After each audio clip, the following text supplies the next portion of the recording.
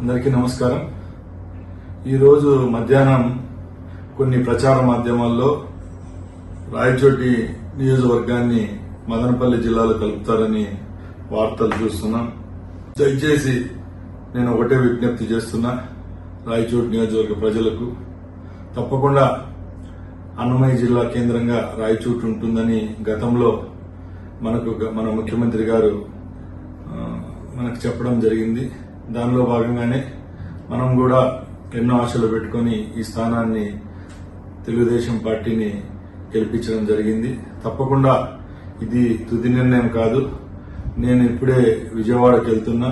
తప్పకుండా ముఖ్యమంత్రి గారిని అలాగే ప్రభుత్వాన్ని ఒప్పించి రాయచోటి తప్పకుండా అన్నమయ్య జిల్లా కేంద్రంగా ఉంటుందని తెలియజేసుకుంటున్నా. ఎవరు ఎక్కడ అసహనం వ్యక్తం చేయొద్దండి. తప్పకుండా ఇది ప్రజల కోసం పనిచేసే ప్రభుత్వం.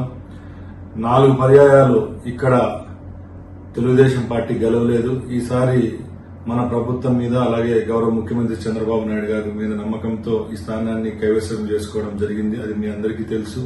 మీరందరూ ఈ ప్రభుత్వం మీద, నా మీద, ముఖ్యమంత్రి గారి మీద పెట్టిన నమ్మకాన్ని ఒమ్ము చేయకుండా తప్పకుండా ఈ నిర్ణయాన్ని వెనక్కు తీసుకునే విధంగా చర్యలు తీసుకుంటాం. అలాగే నేను ఒకటే చెప్తున్నా, ఇది తుది నిర్ణయం కాదు, ఇంకా టైం ఉంది.